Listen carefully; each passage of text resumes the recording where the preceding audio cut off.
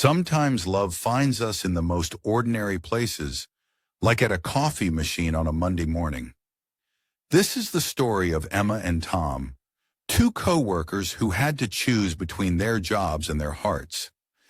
Let's listen. The coffee machine.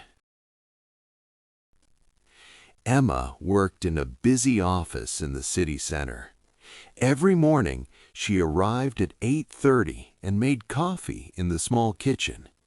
She always smiled when she saw Tom, a man from the marketing department. Tom had brown eyes and a friendly face. Tom noticed Emma, too. He started going to the kitchen at the same time as her. "Good morning," he said every day. "Beautiful weather today," or "That coffee smells good." Small talk, but it made Emma's heart beat faster.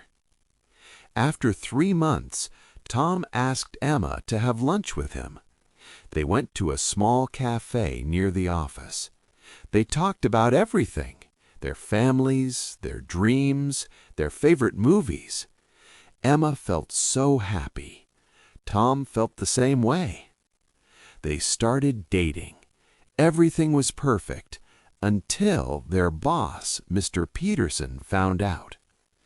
"Emma, Tom, come to my office, please," Mr. Peterson said one Monday morning. His voice was serious. They sat down. Mr. Peterson looked at them over his glasses. "I heard you two are in a relationship."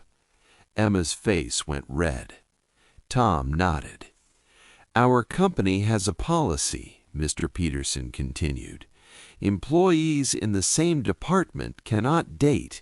It creates problems. It's not professional." "But we're not in the same department," Emma said quickly. "I work in accounting.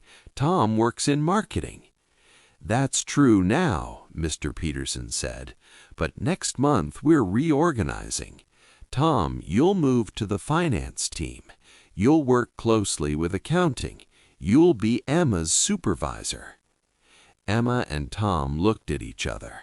This was a problem, a big problem. "So what do we do?" Tom asked. "One of you needs to transfer to our other office across town, or you need to end the relationship," Mr. Peterson said. "I'm sorry, I know it's difficult.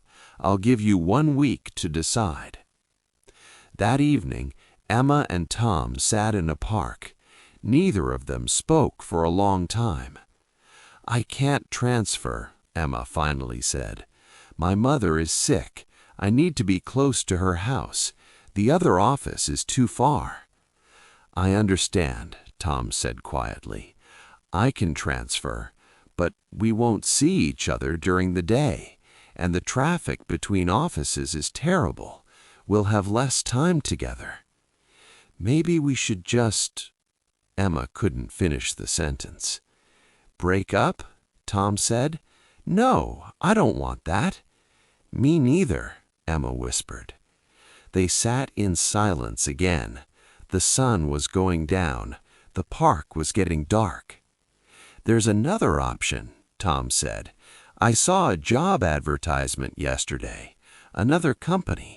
It's a good position, similar to my job now. Better salary, actually." "You'd leave the company because of me?" Emma asked. "Because of us," corrected Tom. "I love my job, but I love you more. This company isn't the only place I can work, but you're special." Emma felt tears in her eyes. "Are you sure? What if the new job is terrible? What if you regret it?" "Life is full of risks," Tom smiled. "Some risks are worth taking."